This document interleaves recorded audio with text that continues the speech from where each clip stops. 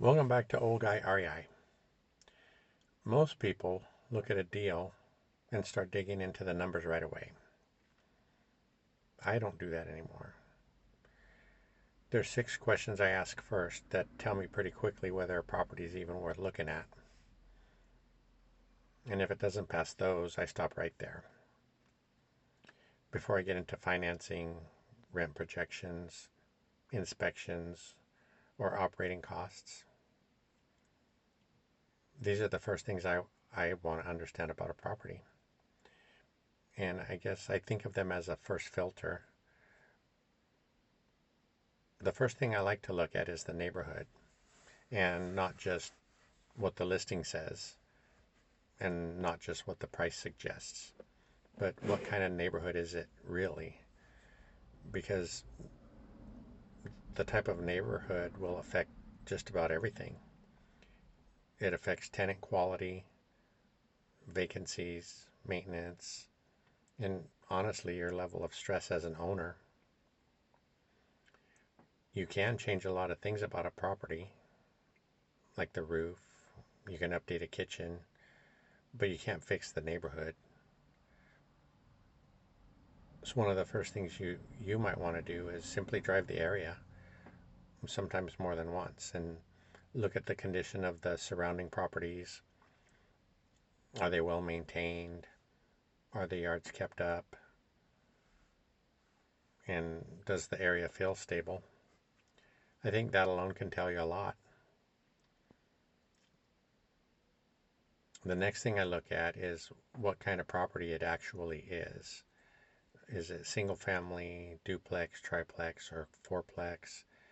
Because each one of those comes with different challenges. For example, a lot of smaller multi-unit um, properties, they have utilities that aren't separated, like shared water, shared gas, and sometimes they'll share electrical. And we've dealt with that kind of stuff over time, and it can become an issue. And sometimes the rent looks great on paper, but if the owner's paying utilities that the tenants are using, then the numbers will change. So I want to understand how the property actually functions. And after that, I look at the major systems, things like the roof, a furnace, air conditioning, or water heater. These are these are the things that can turn into large expenses pretty quickly. And I'm not expecting everything to be brand new because that's not realistic, but I do want to understand the condition and the age. Because if several of those systems are near the end of their life at the same time, then that's something you need to know before buying. Those repairs can knock you out of the game, especially if they hit all at once. And another thing I pay attention to is whether the property has already got a tenant in place. Is the place vacant or is someone already living there? If there is a tenant, then you're stepping into an existing situation. You're inheriting the lease, you're inheriting the rent amount, and you're inheriting that relationship. Sometimes that's great, but sometimes it can be complicated. And it is something that you want to understand clearly before you buy. Then I ask myself a pretty simple question. If this property sat vacant for a couple of months, what would that do to my finances? Would it just be a little uncomfortable, or would it create real stress? Because vacancies happen.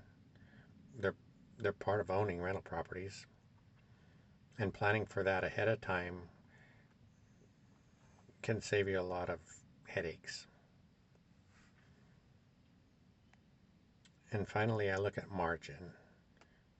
Margin in cash, margin in time, and honestly, margin emotionally, because real estate almost always costs more and takes longer than you expect. And like I've said before, If a deal only works when everything goes perfectly, it's probably not a comfortable property to own. Margin gives you room to handle surprises, and surprises will happen.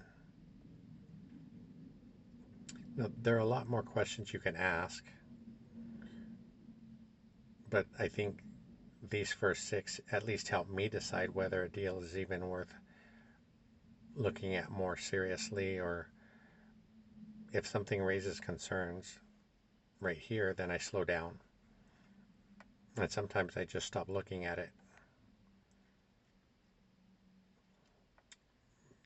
There are always going to be more deals. There's no reason to force one that already looks difficult. And I still believe in real estate. My wife and I own rentals, and we're counting on them in retirement. But over time, I've learned to move slower and ask better questions. Those questions have saved us from a lot of headaches. And if you're thinking about buying maybe your first or your next rental, they might help you avoid a few problems and mistakes as well. So I hope this was helpful. I appreciate you watching. If it's bringing value, maybe you could hit that subscribe button and the like button. And there are a few videos left in this series. I'll put a link to the previous videos in case you missed any of those. And I always would love to hear your feedback. Maybe you're going through a situation and you want to chat about it. That's great. Just leave us a comment. We make sure and answer all those.